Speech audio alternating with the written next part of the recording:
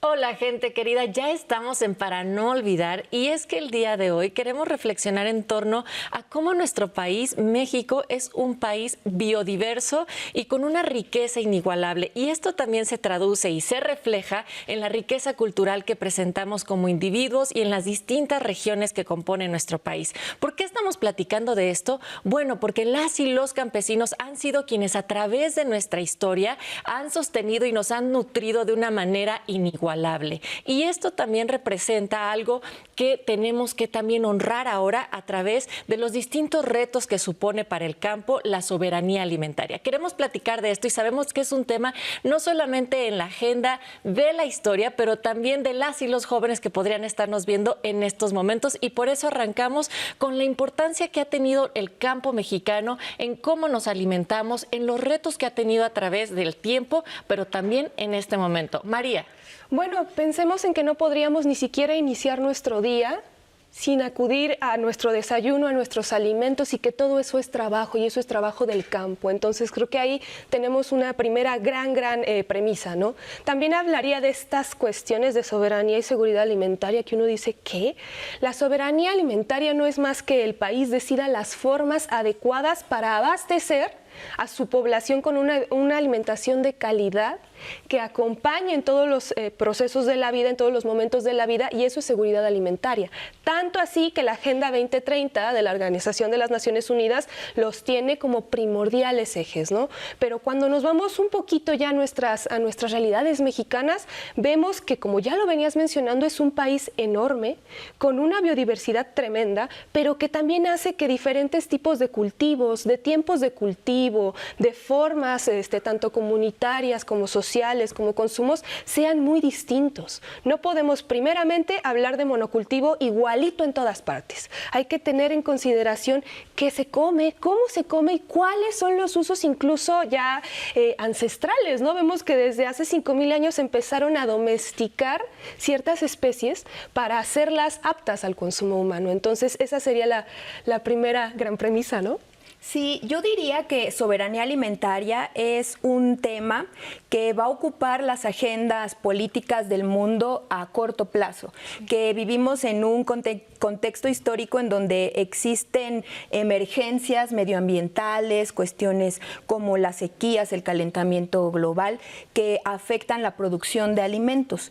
Y bueno, el concepto de soberanía alimentaria a mí me gustaría muy brevemente decir que es relativamente reciente. Eso no quiere decir que no ha habido históricamente preocupaciones por la producción de alimentos, pero como tal, este concepto es de 1993, se desarrolló en una cumbre en Roma, Italia, y pues ahí se determinó este concepto como una forma de posicionarse frente a lo que estaba ocurriendo en el contexto de la globalización, de los tratados de libre comercio en el mundo, y de cómo algunos países, que son los llamados países periféricos, los países más pobres, se empiezan a convertir en países dependientes de las grandes potencias económicas, que incluso empiezan a producir tecnologías que afectan directamente cómo se puede producir, digamos, con semillas nativas, con procesos de la agroindustria que sean amigables con el medio ambiente, y de ahí que hablar de soberanía alimentaria pues implique que un país pueda tener autodeterminación y además tener la posibilidad del autoabasto. Entonces es una cuestión muy importante que va a tocar varios temas políticos, económicos y por supuesto que sociales. Y que también deberíamos estar todas, todos y todas conscientes de esto, porque creo que también la emergencia sanitaria, el COVID en particular, nos hizo, al menos en las grandes ciudades, entender esta relación entre los espacios productivos, entre el campo y el acceso que teníamos en las ciudades o no a este tipo de alimentos que fueron fundamentales en un periodo de crisis. Entonces esto también alza nuevamente la posibilidad de hacer conciencia y de construir más diálogos en torno a este tema. Sí, a mí me gustaría retomar un poco lo que decía también Carla, sí. Y es que resaltar que Vía Campesina fue el movimiento que dio esta nueva definición de soberanía alimentaria y me parece muy importante porque es un movimiento de gente, de campesinos, de personas que se dedican a la industria agrícola y que están impulsando el derecho que tenemos los pueblos, no solo los países, sino pueblos o regiones, a incidir en las políticas agrarias y alimentarias. Entonces, eso me parece también muy importante, lo relaciono con tu primer comentario, porque somos un país muy grande, con poblaciones muy distintas y con maneras de producir totalmente diferentes. Entonces, cada uno de los pueblos puede tener agencia en cómo se produce, ¿no? Y también pensar en nuestra alimentación, que sería muy importante, porque no es la misma en el campo que en la ciudad y no es lo mismo en el norte que en el sur. Entonces, son cosas que yo consideraría, y en realidad creo que me parece que el concepto todavía es mucho más reciente que el del 93. En el 93 se empiezan a organizar, casi desde mi edad el concepto, pero sí se trata de un debate muy reciente que creo que, como ya mencionaron también, tiene que ver con pues todo lo que ahora nos está preocupando, ¿no? Todas las crisis que estamos viendo y cómo la tenemos que resolver. Y también tiene que ver con quiénes tienen las propiedades productivas. ¿Quiénes son quienes tienen las tierras? ¿Quiénes son quienes tienen los medios? Entonces, eso también me parece muy importante. El colágeno imponiéndose, Tamara. Sí, hombre, a mí ya no me toca tanto el mensaje, pero bueno, yo todavía nací en los 90, ¿no? Pero bueno, a mí me parece sumamente importante este tema porque, pues bueno, durante la pandemia precisamente los trabajadores agrícolas en Estados Unidos, por ejemplo, fueron de primera necesidad, ¿no? Y fue muy notorio esto porque, a ver, es básico, ¿no? Alimentarnos es básico. Y entonces tener la conciencia de esta crisis en ese momento precisamente, pues nos tiene que hacer voltear a ver, bueno, a ver cuánto cuesta, ¿no? La producción, cómo llegan, en qué consisten las cadenas de producción, cómo se está viviendo el campo, ¿no? De dónde viene lo que nos comemos y además tener conciencia, por ejemplo, en la Ciudad de México, del gran área rural que tiene la ciudad, ¿no? Pareciera como si la Ciudad de México fuera una gran urbe simplemente de cemento, pero no realmente Milpa Alta, Xochimilco, son regiones que sustentan a esta ciudad y que viven muchas veces en contextos, o muchas regiones, ¿no? En contextos precarios y son quienes están alimentando y abasteciendo de lo más necesario, indispensable a esta gran ciudad, ¿no? Y hablo por la Ciudad de México, pero tenemos otras regiones en el país que también enfrentan, ¿no? Situaciones así de complejas.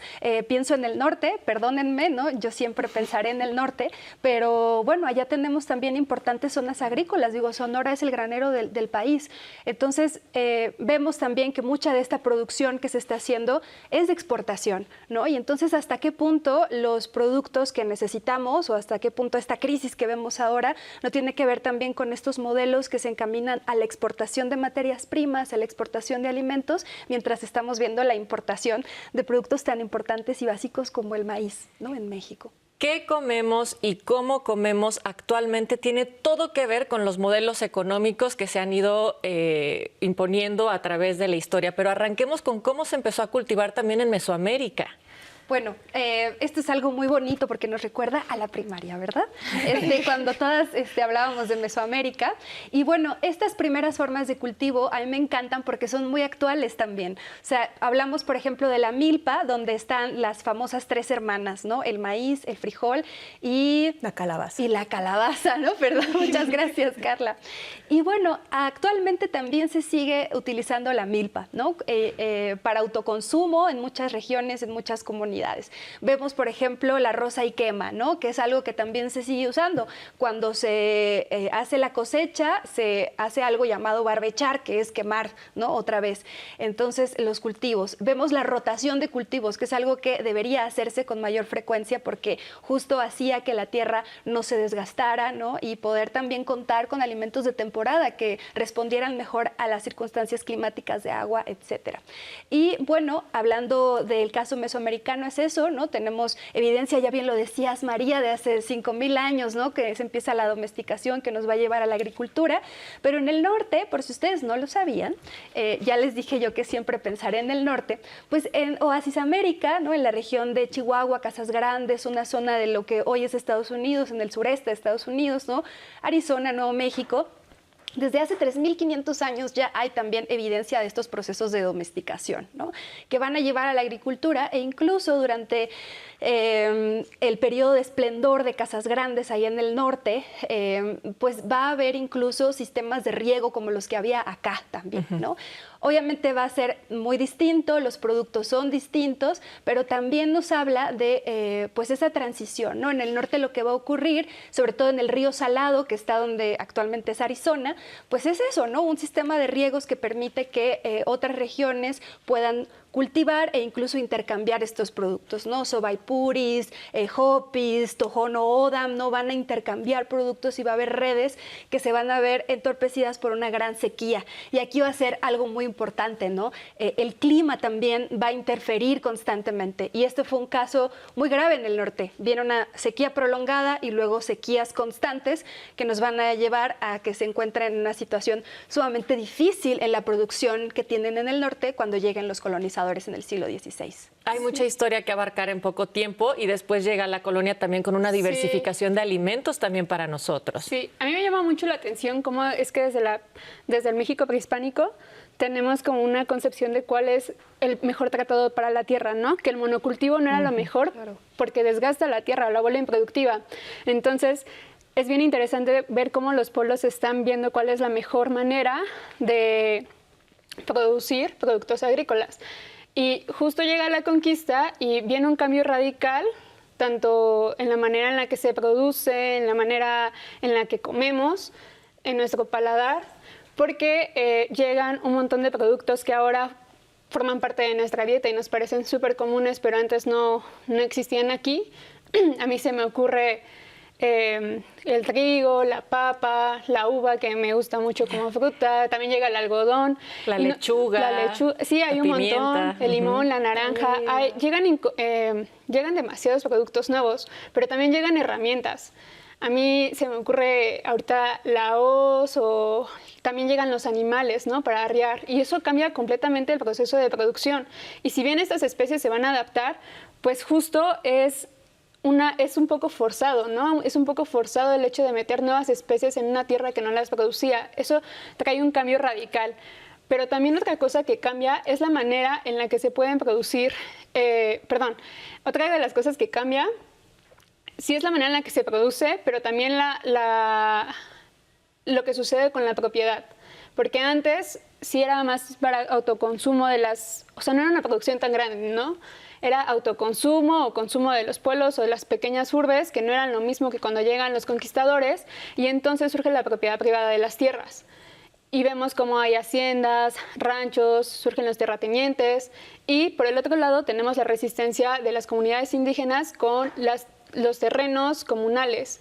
Y eso pues sí habla de dos tipos muy distintos de tierras, de propiedades, porque unas son para el autoconsumo y unas tienen una relación muy distinta con la tierra, y por el otro lado tenemos la propiedad privada, que desde ahí va a empezar a pertenecer solo a ciertas personas, va a tener un fin comercial, no solamente de alimentar a los pueblos cercanos, ¿no? Sino ya vamos a ver cómo se empieza a expandir el mercado. No, y otra cosa que sobrevivió fueron las chinampas, ¿no? Que en el 87 la UNESCO dice, bueno, es que esta forma de cultivar, esta forma como hídrica y un poquito de alguna forma mixta, esto tiene que ser patrimonio de la humanidad.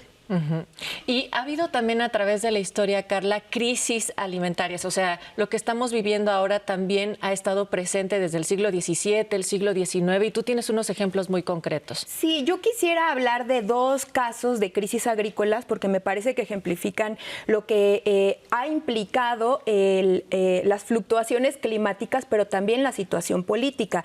La primera es una que ocurrió entre 1785 y 1786, que de hecho se reconoce como la Gran Hambruna, quedó registrada en la memoria histórica y fue un periodo de sequías que lo que dio como resultado fue una menor producción de granos, y eso fíjense, lo que sucedió fue que aumentó la especulación con el grano porque pues había mayor oferta y entonces empiezan a resguardar el grano para que vaya aumentando de precio. Entonces hay ahí una cuestión que tiene que ver con la compra-venta de alimentos que en ese momento, imagínense, para que se haya quedado registrado por siglos como la gran hambruna, es porque están influyendo tanto en los factores naturales como también políticos y de mercado. Entonces, eso es muy importante cuando hablamos de la cuestión de los alimentos. Y el otro es en 1915, que fue conocido pues como también el año del hambre, en particular en la Ciudad de México, por las crisis políticas que venían del proceso revolucionario. En 1914 a la Ciudad de México ya habían llegado tropas constitucionalistas, a finales de año llegaron los villistas y los zapatistas, había diversas monedas, no se ponían de acuerdo, había un caos político y también, recordemos, ya hablamos de los trenes, pues se interrumpió el traslado y abasto de alimentos. Entonces, dio como resultado un año que se reconoce como uno de los más duros para la cuestión de la alimentación en la Ciudad de México. También hubo una gran hambruna y es en estos momentos en donde para mí lo que hay que destacar es que en este tema de la alimentación influye tanto la cuestión productiva como la cuestión tal cual de mercado, de cómo se trasladan, de cómo se venden, se compran los insumos alimenticios. Y por eso, ya nada más para terminar, algo que ocurre con el modelo neoliberal es justamente un aumento en los procesos de industrialización y esta es una cuestión global. Ya nada más muy rápido, empiezan a tecnificarse las técnicas agrícolas con insumos patentados, en donde incluso se llegan a patentar las semillas. ¿Por qué eso atenta contra la suficiencia o soberanía alimentaria? Pues porque se depende de grandes empresas para poder producir. E incluso las semillas nativas empiezan a dejar de pues ser, digamos, posibles para la siembra porque se usan herbicidas que no lo soportan. Es decir, hay un círculo que tiene que ver con el mercado global. Totalmente.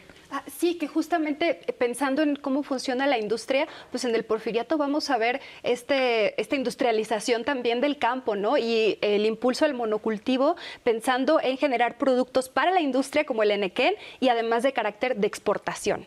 Entonces vamos a ver que el campo como para la alimentación queda de lado y entonces se prioriza la exportación de estos productos y después de la Revolución Mexicana hay un volver a ver al campo justo porque va a ser un tema central en la revolución, el reparto agrario, ¿no? Como la lucha de las y los campesinos y entonces en la posrevolución también se van a implementar muchísimos modelos que van a impulsar, por ejemplo, el cuidado de las semillas, ¿no? Que haya también desarrollo científico en México en el que se mejoren estas semillas también, en el que se haga, por ejemplo, la rotación de cultivos, se intervengan otros productos, ¿no? En el norte que lo que se sembraba era trigo, bueno, ahora vamos a intercambiarlo con sorgo y con soya, ¿no? Y ahí tenemos la gran revolución verde de los 40, pero antes tú, no sé. No.